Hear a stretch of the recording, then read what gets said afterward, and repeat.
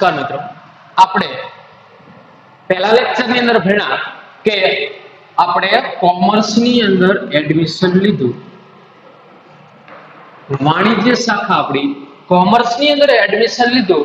હવે એ લેક્ચરની અંદર આપણે વાત કરી હતી કે તમે જ્યારે કોમર્સની અંદર એડમિશન લો ત્યારે તમારો હેતુ પહેલા તો નક્કી કરી નાખવાનો કે આપણે કયા હેતુથી કઈ પ્રવૃત્તિ કરવાથી આપણે જોડાણા છીએ, શા માટે આપણે આ લાઈન આ સ્ટ્રીમની પસંદગી કરી, આપણે કયા હેતુથી કોમર્સ લાઈન પસંદ કર્યો.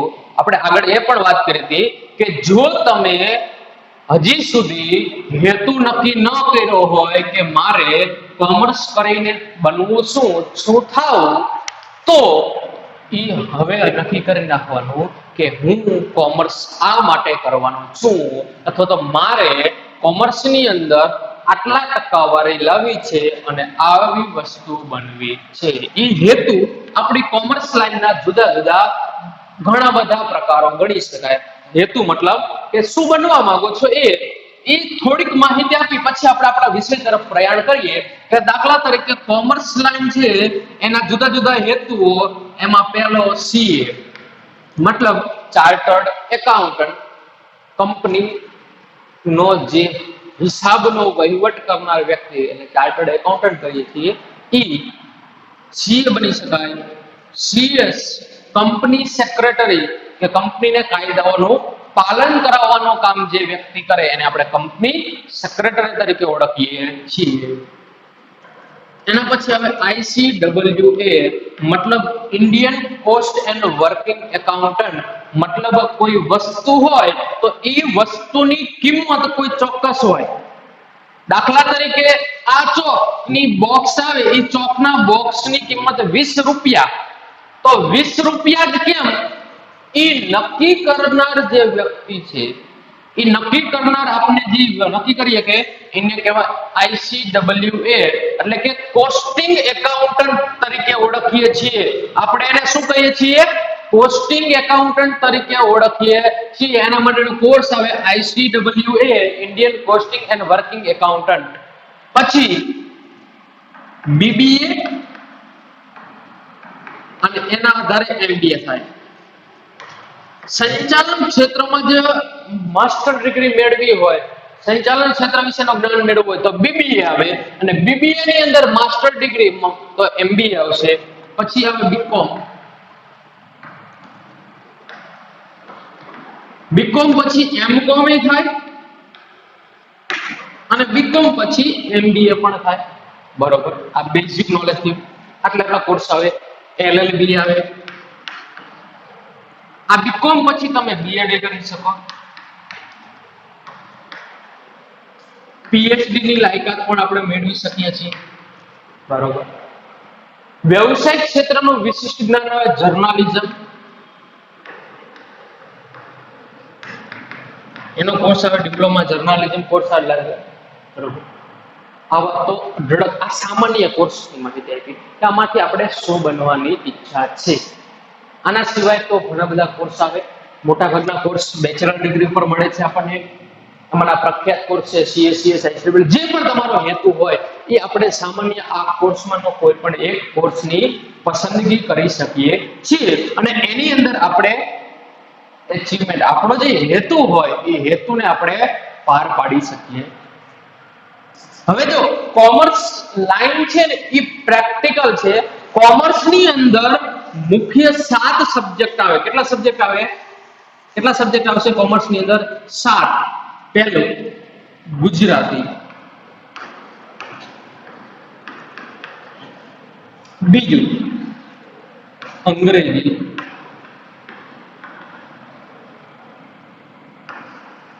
ત્રીજું એકાઉન્ટન્ટ, ચોથું આંકડાશાસ્ત્ર,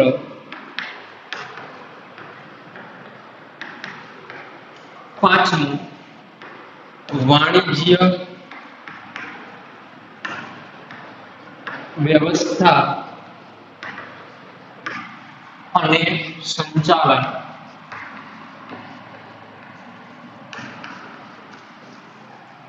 છઠ્ઠું વાણિજ્ય પત્ર વ્યવહાર, વાણિજ્ય પત્ર વ્યવહાર અને સેક્રેટરીયલ પ્રેક્ટિસ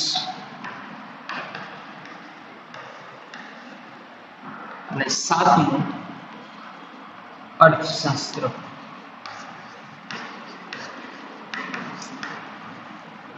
આપણને આજે બે વિષય છે ગુજરાતી અને ઇંગ્લિશ, આ બે વિષયો છે ને એ ભાષાના વિષયો છે. પ્રાથમિક વિષયોમાં એની ગણતરી કરવામાં આવે છે, જે કમ્પલસરી આવે, એમાં ઓપ્શન કે એવું કઈ આવતું નથી, જે દરેક માટે જરૂરી છે. આપણે આગળ જે ભણી ગયા, દાખલા તરીકે 10માં હોય, 9-10માં હોય, 8માં હોય, એમાં ગુજરાતી અને ઇંગ્લિશ એનાથી કન્ટિન્યુ શરૂ થશે, બરોબર. કોમર્સ લાઈન ની અંદર આપણા જે કોમર્સ ના સબ્જેક્ટ 7 સબ્જેક્ટ છે, આ બે કમ્પલસરી આવે, કોમર્સ કોમન આવે. એના પછી એકાઉન્ટ, આંકડાશાસ્ત્ર, વાણિજ્ય, એસપી અને ઇકોનોમિક્સ, આ જે 5 વિષય રહ્યા ને એટલે કોમર્સ સબ્જેક્ટ કહેવાય. કેવા કહેવાય? કોમર્સ સબ્જેક્ટ, મતલબ કોમર્સ લાઈનના સબ્જેક્ટ કહેવાય. જો સાયન્સ તમે રાખ્યું ને તો સાયન્સ ની ફિઝિક્સ, બાયોલોજી, કેમિસ્ટ્રી, મેથ્સ આ છે એ સાયન્સ સબ્જેક્ટ કહેવાય. હવે પછી ઇંગ્લિશ આવે અને સંસ્કૃત આવે, એ કોમન સબ્જેક્ટ કહેવાય, જે કમ્પલસરી હોય જ એમ. એવી જ રીતે આપણા કોમર્સ સબ્જેક્ટ કહેવાય. મતલબ આર્ટ્સ રાખો તો સોશિયલ સાયન્સ આવે, સામાજિક શાસ્ત્ર આવે, મનોવિજ્ઞાન આવે, ભૂગોળ શાસ્ત્ર આવે. આ આર્ટ્સ ના પર્ટિક્યુલર વિષય કહેવાય. તમારે કોઈ વિષયની અંદર પાવરધર બનવું હોય તો એના કોઈ ચોક્કસ વિષયો આવે. એવી રીતે આપણે કોમર્સ વિષયની અંદર આ જે 5 વિષય છે ને, એકાઉન્ટ, સ્ટેટ અને એકાઉન્ટ અને સ્ટેટ કહેવાય. સ્ટેટિસ્ટિક એટલે શોર્ટમાં સ્ટેટ કહેવાય. પછી વાણિજ્ય વ્યવસ્થા અને સંચાલન, જે આપણો વિષય છે, એને શોર્ટમાં બીએ કહેવાય. વાણિજ્યિક પત્ર વ્યવહાર અને સેક્રેટરીયલ પ્રેક્ટિસ, એને એસપીસીસી શોર્ટમાં કહેવાય. અને અર્થશાસ્ત્ર, જેને શોર્ટમાં આપણે ઇકોનોમિક્સ તરીકે એટલે કે ઇકો કહેવામાં આવે. આ જે 7 વિષય, એમાંથી 5 વિષયો છે ને એ આપણા કોમર્શિયલ વિષયો ગણવામાં આવે, એટલે કોમર્સ સબ્જેક્ટ સાથે રિલેટેડ વિષયો ગણવામાં આવે છે, બરોબર. આ 5 વિષયો વિશેની આપણે બધા વિષયો, એકાઉન્ટ હોય તો એકાઉન્ટ ની અંદર કંપનીનો હિસાબો કેવી રીતે લખવા, આમ નોંધ, પેટા નોંધ, કંપનીના વાર્ષિક હિસાબ બનાવવા, આ બધું આપણને એકાઉન્ટ વિષયની અંદર જાણકારી મળે. સ્ટેટિસ્ટિક વિષયની અંદર કે આંકડાકીય માહિતીનો આપણા ધંધાની અંદર કેવી રીતે ઉપયોગ થશે, એ આપણને સ્ટેટિસ્ટિક વિષયમાં જાણવા મળશે. દાખલા તરીકે હું આ નવી પ્રોડક્ટ વેચાણ માટે મૂકું છું બજારમાં, એ પ્રોડક્ટ બજારમાં વેચાશે એની સંભાવના આંકડાશાસ્ત્ર કાઢે. વસ્તુ ફેમસ થશે, સંભાવના આંકડાશાસ્ત્ર પૂછશે. કેટલી ફેમસ થશે, આંકડાશાસ્ત્ર પદ્ધતિનો ઉપયોગ થશે. વધુ ફેમસ વસ્તુ કઈ, આ આંકડાશાસ્ત્રીય પદ્ધતિઓ ઉપયોગમાં આવશે આપણા ધંધા માટે. પછી હવે વાણિજ્યિક વ્યવસ્થા, તમારા ધંધાનું સંચાલન કેવી રીતે કરશો, મેનેજમેન્ટ કેવી રીતે કરશો, એ આપણું વાણિજ્ય વ્યવસ્થા અને સંચાલન શીખવાડે. વાણિજ્યિક પત્ર વ્યવહાર અને સેક્રેટરીયલ પ્રેક્ટિસ શું શીખવાડે કે ધંધાની સાથે જે જોડાયેલા પક્ષકાર હોય, ગ્રાહકો, કર્મચારીઓ, મેનેજરો, સંચાલકો, કર્મચારીઓ, આ બધા સાથે, સરકાર, આ બધા સાથે કેવી રીતે વ્યવહાર કરવો. કોઈની સાથે દાખલા તરીકે સરકારને પત્ર લખવો, લેટર કેવી રીતે લખવો, એ કોણ શીખવાડે આપણને? આ એસપીસીસીએલ, વાણિજ્યિક પત્ર વ્યવહાર અને સેક્રેટરીયલ પ્રેક્ટિસ શીખવાડે. એના પછી આપણો 5મો સબ્જેક્ટ કોમર્સનો અર્થશાસ્ત્ર, એ શું શીખવાડે આપણને કે અત્યારે બજારમાં આવી રીતે પ્રવર્તમાન સ્થિતિ છે, આવી તેજી છે, આટલી મંદી છે, આવી બજારની પરિસ્થિતિ છે, હરીફાઈ વાળું બજાર છે કે ઇજારા વાળું હરીફ બજાર છે, બજારમાં નાણાંની સ્થિતિ આવી રીતે છે, બેંક આટલું વ્યાજ આપે છે. આ બધું આપણને કોણ શીખવાડે? અર્થશાસ્ત્ર. દેશના તંત્ર વિશેની આપણને માહિતી આપે, જેથી આપણે યોગ્ય નિર્ણય લઈ શકે. એટલે આ 5 સબ્જેક્ટ છે ને એ આપણા કોમર્સ રિલેટેડ પ્રેક્ટિકલ સબ્જેક્ટ છે. પ્રેક્ટિકલ જ્ઞાન મળે, પ્રેક્ટિકલમાં ઉપયોગમાં લઈ શકાય. ન્યૂટનના ગતિનો ત્રીજો નિયમ હોય કે એ નિયમ એવા છે જેનો આપણે વાસ્તવમાં સામાન્ય વ્યક્તિ એનો ઉપયોગ ન કરી શકે. ગણતરી કરવી હોય તો અર્થશાસ્ત્રીઓ ગણિત શાસ્ત્રીઓ એનો ઉપયોગ કરે, પણ પ્રેક્ટિકલમાં વ્યક્તિ સામાન્ય વ્યક્તિનો ઉપયોગ કેવી રીતે કરવો એ ન ખબર પડે, એને આવડત ન હોય. પણ આ જે વિષયો આપણા કોમર્સ સબ્જેક્ટ છે ને એ પ્રેક્ટિકલ વિષય છે, એનો વ્યવહારની અંદર કેવી રીતે ઉપયોગ કરવો એના વિશેનું જ્ઞાન આપણને આપવામાં મળે છે. એટલે બહુ ઇન્ટરેસ્ટિંગ સ્ટ્રીમ ગણવામાં આવે છે, જેનાથી ખૂબ જ ફાયદા પણ થાય છે. જો આપણને આના દ્વારા, આ લાઈન દ્વારા, આ સ્ટ્રીમ દ્વારા આપણને જે લાભ મળ્યા, જે આપણે શીખ્યા, જે આપણે જાણ્યા, એના વિશેનું આપણને જ્ઞાન હોય અને આપણે જો એનો ઉપયોગ કરીએ, આપણને ઉપયોગ કરતા આવડે તો એના ઘણા બધા ફાયદા થાય. બેમાં ફેર છે. જો તમારી પાસે જ્ઞાન હોવું જરૂરી છે, પણ એ જ્ઞાનનો ઉપયોગ કરતા પણ આપણને આવડવું જોઈએ. તમારી પાસે જ્ઞાન હોય પણ એ જ્ઞાનનો તમે ઉપયોગ ન કરી શકો તો એ મહત્વનું નથી. જ્ઞાન અને એનો ઉપયોગ કરતા બંને મહત્વનું છે. એટલે તમારી પાસે આ 5 કોમર્સના સબ્જેક્ટ આમ તો 7 મહત્વના છે. બધી જગ્યાએ કોઈ પણ જગ્યાએ તમારે એડમિશન લેવું હશે કોમર્સમાંથી પછી તો 7 સબ્જેક્ટ જોવામાં આવશે, નહીં કે 2 કે 5 સબ્જેક્ટ. 7 વિષય ઉપર ફોકસ કરવામાં આવે છે. એટલે મહત્વના 7 છે, બરોબર? યાદ રાખી આપણે હવે આપણો વિષય જેને આપણે શોર્ટમાં BA તરીકે ઓળખીએ છીએ, એનું નામ છે વાણિજ્ય વ્યવસ્થા અને સંચાલન, એટલે કે BA. આ વિષય વિશે આપણે અભ્યાસ કરવાનો છે, બરોબર? એટલે ખબર પડી કોમર્સના સ્કૂલ 7 વિષય, એમાંનો આપણા વિષયનું નામ કઈ. હવે આપણે એની શરૂઆત કરીએ. એનું બેઝિક નોલેજ, એની પ્રાસ્તાવિક ચર્ચા આપણે કરીએ કે શું છે વાણિજ્ય વ્યવસ્થા અને સંચાલન.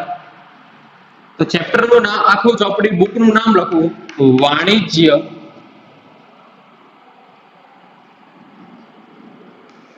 વ્યવસ્થા અને સંચાલન. આપણો જે વિષય છે એનું નામ છે વાણિજ્ય વ્યવસ્થા અને સંચાલન. એને ઇંગ્લિશમાં કહેવાય બોમ્બ. શું કહેવામાં આવે એને? બોમ્બ. પણ આપણે તો એમ થાય કે આપણે તો સાહેબ શોર્ટમાં લખ્યું BA, બંને નામ તરીકે બોમ્બ પણ ઓળખાય છે, BA તરીકે. બોમ્બ મતલબ શું? તો business organisation and management. BOM મતલબ શું? Business organisation and management. Business મતલબ વાણિજ્ય, વ્યવસ્થા મતલબ ઓર્ગેનાઇઝેશન, અને સંચાલન એન્ડ મેનેજમેન્ટ એટલે કે એન્ડ મેનેજ અને સંચાલન. એટલે વિષયનું નામ વાણિજ્ય વ્યવસ્થા અને સંચાલન છે. પહેલા જૂની બુક હતી આપણું, એક બુક, એ બુકનું નામ હતું BA.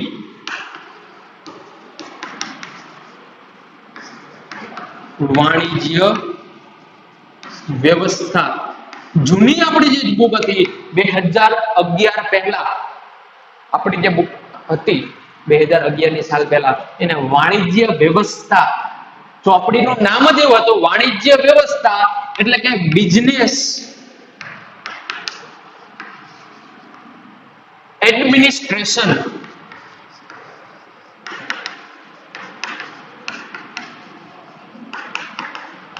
એડમિનિસ્ટ્રેશન, બિઝનેસ એડમિનિસ્ટ્રેશન તરીકે જૂનું નામ એનું હતું, બિઝનેસ એડમિનિસ્ટ્રેશન હતું. એટલે કે જૂની બુકના આધારે આપણે એને BA તરીકે ઓળખીએ છીએ, પણ નવી બુક જે આપણે આવી, નવા અભ્યાસક્રમ મુજબ એનું નામ થાય BOM, business organisation and management થશે, બરોબર? એટલે યાદ રાખવાનું આપણે બુકનું નામ શું છે. હવે ખાસ વસ્તુ, નામ જાણ્યા પછી આપણે આ સબ્જેક્ટ છે શું એના ઉપર ફોકસ કરીએ. તો બુકનું નામ છે વાણિજ્ય વ્યવસ્થા અને સંચાલન. આ બુકને આપણે 2 ભાગની અંદર વહેંચવામાં આવે છે. ચોપડીનું નામ, બુકનું નામ એક જ રહેશે. 2 વર્ષમાં 11 કોમર્સ અને 12 કોમર્સ ની અંદર બુકનું નામ વાણિજ્ય વ્યવસ્થા અને સંચાલન જ આવશે. પણ 11 કોમર્સ ની અંદર આપણે જે અભ્યાસ કરવાના છીએ એમાં આવશે વાણિજ્ય વ્યવસ્થા એટલો જ અભ્યાસ કરશું અને 12 કોમર્સ છે એની અંદર આપણે સંચાલન વિશે અભ્યાસ કરશું. બરોબર? એટલે આપણી જે બુક છે ને એને બે ભાગ પાડ્યા. વાણિજ્ય વ્યવસ્થા મતલબ શું? વાણિજ્ય એટલે કોમર્સ, વ્યવસ્થા મતલબ ઈ કોમર્સ નો કેવી રીતે વહીવટ કરવો એને આપણે શું કહીએ? વ્યવસ્થા. એટલે વાણિજ્ય વ્યવસ્થા આપણે 11 કોમર્સ ની અંદર ધંધો, ઉદ્યોગ, રોજગાર, વ્યવસાય આની સ્થાપના, એનો સ્થાપનામાં કયા કયા ડોક્યુમેન્ટ જરૂર પડે, કેવી રીતે સ્થાપના થાય એના વિશે ભણશું.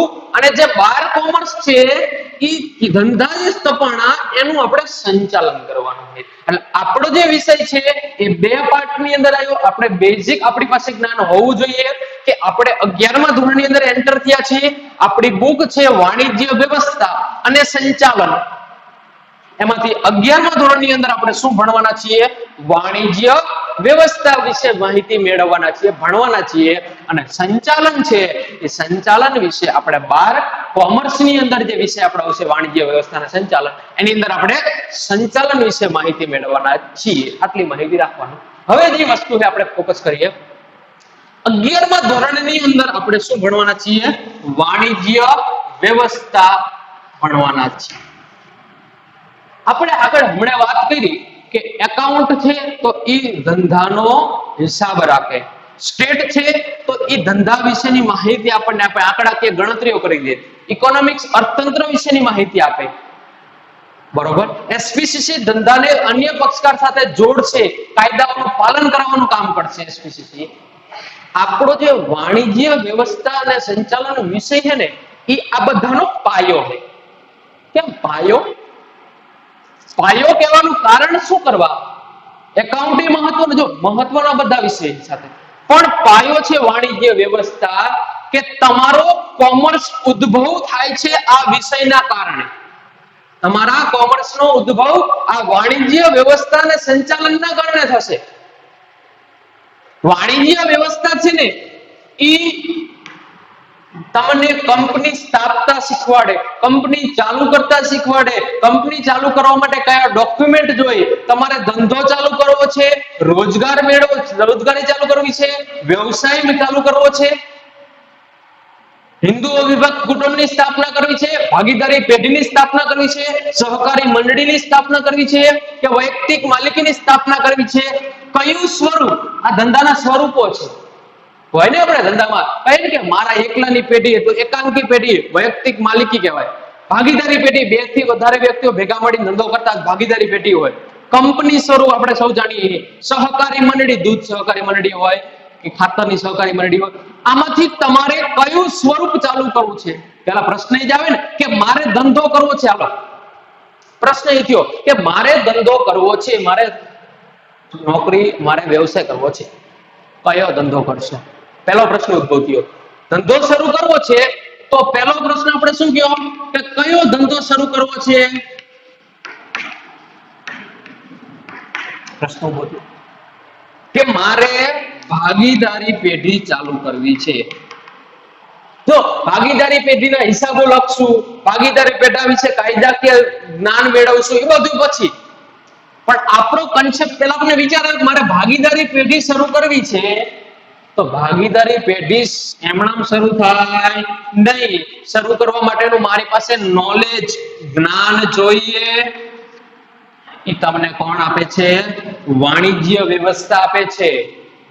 બીએ વિષય તમને આપે છે કે તારે ભાગીદારી પેઢી ચાલુ કરવી છે તો આટલા ભાગીદાર ઓછામાં ઓછા હોય, વધુમાં વધુ આટલા ભાગીદાર હોય, આ ભાગીદારો વચ્ચે આવી રીતે કરાર થાય, એની અંદર આવી આવી વિગતો લખવાની, એની સ્થાપના આવી રીતે થાય, એનો કાયદો આ લાગુ પડે.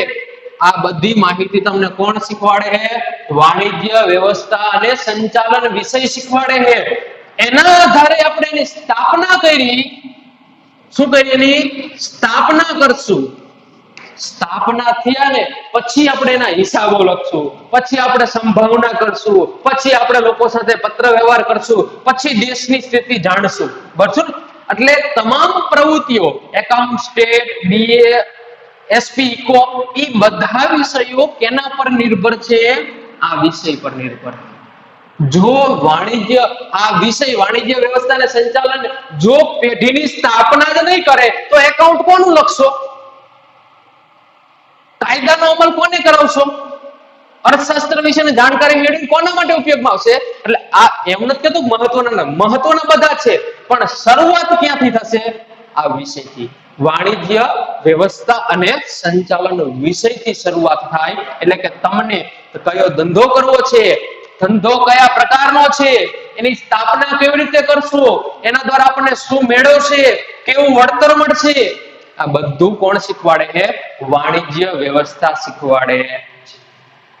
ખબર પડી ને? એટલે આજે આપણું જે પહેલું ચેપ્ટર છે ને, ચેપ્ટરનો આપણો જે વિષય છે વાણિજ્ય વ્યવસ્થા અને સંચાલન, આ વિષય તમને ધંધા વિશેની માહિતી આપે છે કે કેવી રીતે કરશો, ધંધો કોણ ચલાવશે, ધંધામાં કોણ મેમ્બર સભ્યો કેટલા હશે, એની સ્થાપના કેવી રીતે કરવી, સ્થાપના કરતી વખતે કેવા કેવા જોગવાઈઓ આવે, કેવા કેવા ડોક્યુમેન્ટ, જો કોઈ પણ ધંધાની સ્થાપના કરવી હોય તો સરકારની પરમિશન લેવી પડે ને, તો એ પરમિશન કેવી રીતે લેશું, એના માટે કયા કાગળિયા કરવા પડશે, આ દરેક વિષયની માહિતી આપણને કોણ દે છે?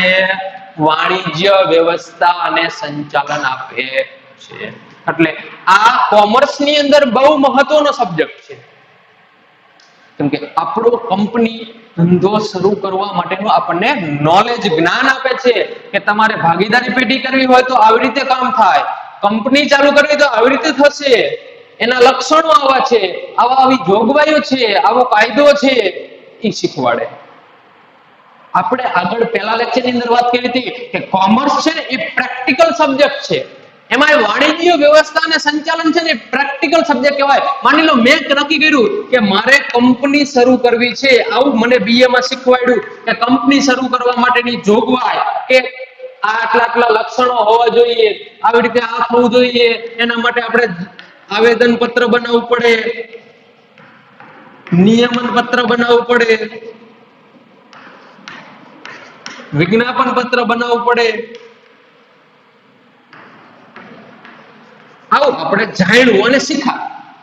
હવે વાસ્તવમાં તમારે કંપની બનાવવી હોય તો આ જ છે, એ નવું નથી.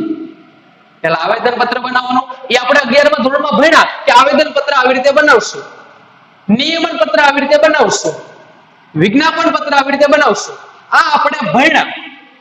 જો હજી આપણે ધંધો ચાલુ નથી કર્યો, પછી આપણે કોલેજ પૂરી કરી, આપણે એવું વિચાર્યું કે મારે મારો ધંધો શરૂ કરવો, મારે કંપની ચાલુ કરવી છે, તો કેવી રીતે કરવું? તો જે આપણે ભણી ગયા એ જ થવાનું છે, કે નવું નથી આવવાનું. જે પ્રોસેસ આપણે ભણ્યા છીએ કે આવેદન પત્ર મેળવવાની આટલી આટલી વિધિ, નિયમન પત્ર બનાવવાની વિધિ, વિજ્ઞાપન પત્ર બનાવવાની વિધિ, તો એ જ વિધિનું આપણે શું કરવાનું છે? પાલન. અને પ્રેક્ટિકલ જ્ઞાન કહેવાય. પ્રેક્ટિકલમાં માન લો કોઈ વ્યક્તિ એમબીબીએસ કરતો હોય તો એમબીબીએસ ના 5 વર્ષ આવે તો પહેલા 4 વર્ષ એને શીખવાડવામાં આવે કે આ જગ્યાએ લીવર આવે, આ જગ્યાએ કિડની આવે, આ જગ્યાએ ફેફસા આવે, એની અંદર આવી રીતે પ્રોસેસ થાય. પછી 5મા વર્ષમાં એને પ્રેક્ટિકલી શીખવાડવામાં આવે કે ઇન્જેક્શન આવી રીતે દેવાય, ઓપરેશન આવી રીતે કરાય, એને જ્ઞાન આપવું. એવી જ રીતે આપણો જ્ઞાન મેળવું, અને જ્યારે આપણે ધંધો શરૂ કરવો હોય ત્યારે આપણે પ્રેક્ટિકલ જ્ઞાન આપે ને કે જો આવેદન પત્ર આવી રીતે બનશે, બનાય, વિજ્ઞાપન પત્ર આવી રીતે બને, બનાવો. એટલે આ વિષય છે ને એ પ્રેક્ટિકલ નોલેજ આપણને આપે છે, વાણિજ્ય વ્યવસ્થા અને સંચાલન, કે જેના દ્વારા આપણને અભ્યાસ થાય આપણો, અને જ્યારે આપણે એની જરૂર હશે ત્યારે આપણને આ જ્ઞાન ઉપયોગમાં પણ આવશે. એવું નથી કે આ ભણ્યા પછી કોઈ દિવસ કામ જ ન થવાનું, કામમાં પણ આવશે. જ્યારે આપણે તમે એ સ્ટેજમાં પહોંચશો ને કે કોઈ ધંધો કે કંપની શરૂ કરતો, ત્યારે તમને વિચાર આવશે કે ના, હું આ તો ભણી ગયો. એટલે ઇન્ટરેસ્ટિંગ વિષય છે, તમને નવું નવું જાણવા મળશે. કોમર્સ સબ્જેક્ટ જ ઇન્ટરેસ્ટિંગ, કોમર્સ વિષય છે ને, કોમર્સ લાઈન આખી ઇન્ટરેસ્ટિંગ છે. એના વિશે આપણે દર દિવસે આપણે જે જાણવું હશે ને, આપણને એવું થશે કે આ તો બને ગયેલા, અને આવું કહેવાય, એવું ખબર પડે. માની લો શેર બજાર, તો આપણે ઘણીવાર સમજાય શું છે આ, કઈ જાતનું પ્રાણી, નક્કી નથી થતું. કેમ કે સેન્સેક્સ, નિફ્ટી, આવું બધું, સ્ટોક માર્કેટ, મ્યુચ્યુઅલ ફંડ, આવું બધે શબ્દ આપણે સાંભળતા હોઈએ, સાંભળીને છાપામાં જાહેરાત આવે ખબર હોય તો કે મ્યુચ્યુઅલ ફંડમાં રોકાણ કરો, પણ મ્યુચ્યુઅલ ફંડમાં રોકાણ કરતી વખતે નિવેશકાર પ્રમાણપત્રો, દસ્તાવેજો ચેક કરીને રોકાણ કરવું, આવું જાહેરાત આવે.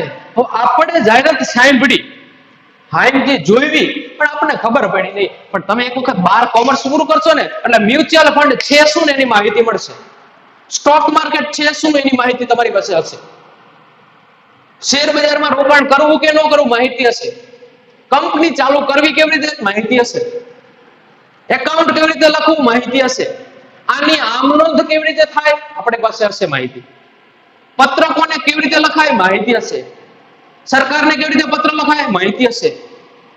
એટલે આ આપણા વિષયો છે કોમર્સના, એ પ્રેક્ટિકલમાં આપણે ઉપયોગમાં કરવા હોય તો ઉપયોગમાં આવશે. એટલે આ કોમર્સમાં આપણે જે વાણિજ્ય વ્યવસ્થા છે એ તમને શું શીખવાડે છે કે તમારા ધંધાના જે જુદા જુદા સ્વરૂપ છે, ધંધો, રોજગાર, વ્યવસાય, નોકરી, કંપની, સહકારી મંડળી, આ દરેકની સ્થાપના કેવી રીતે થશે, એનો વહીવટ કેવી રીતે થાય, આ દરેક વિષય આપણે આ વાણિજ્ય વ્યવસ્થા વિષયની અંદર આ ભણવાનું થશે. એટલે ખાસ બહુ મહત્વનો વિષય વાણિજ્ય વ્યવસ્થા અને સંચાલન. થોડુંક લેન્ધી આવે, થિયરિકલ આવે, પણ થિયરિકલ આવે એટલે એવું નહીં માનો કે આમાં ભણી એટલે ઊંઘ જ આવે. દર દિવસે તમે જે લેક્ચરમાં બેસશો એ લેક્ચરમાં તમને કંઈક નવું જાણવા મળશે. એ આ વિષય એમાં એવી એવી બાબતો, એવું એવું જ્ઞાન આપણને મળશે કે જે વાસ્તવમાં બનતું હશે ને આપણને ખબર પડે, ઓહો આ તો આ છાપામાં જાહેરાત આવી, આ વસ્તુ આનો મતલબ આવો થાય, આનો કહેવાનો મતલબ આવો છે, એવું આપણને જાણવા મળશે. એટલે આ કોમર્સનો આપણો ચેપ્ટર વિષય છે વાણિજ્ય વ્યવસ્થા અને સંચાલન, જેને આપણે ઇંગ્લિશમાં બોમ્બ કહીએ અથવા શોર્ટમાં એને BA તરીકે ઓળખીએ છીએ, જેને આપણે બે ભાગ પાડીશું. વાણિજ્ય વ્યવસ્થા જે આપણે 11મા ધોરણની અંદર ભણશું, અને સંચાલન છે એ આપણે ક્યાં ભણશું, ધોરણ 12 ની અંદર ભણશું. એટલે બે અલગ અલગ પાર્ટ છે. રેડી? ખબર પડી આ વિષયની પ્રાસ્તાવિક ચર્ચા. હવે આપણે આગળ ચાલુ કરીશું કે વાણિજ્ય વ્યવસ્થા વિષય છે શું, એના વિશે આપણે માહિતી મેળવી અને હવે આપણે ચેપ્ટર નંબર 1 તરફ પ્રયાણ કરશું.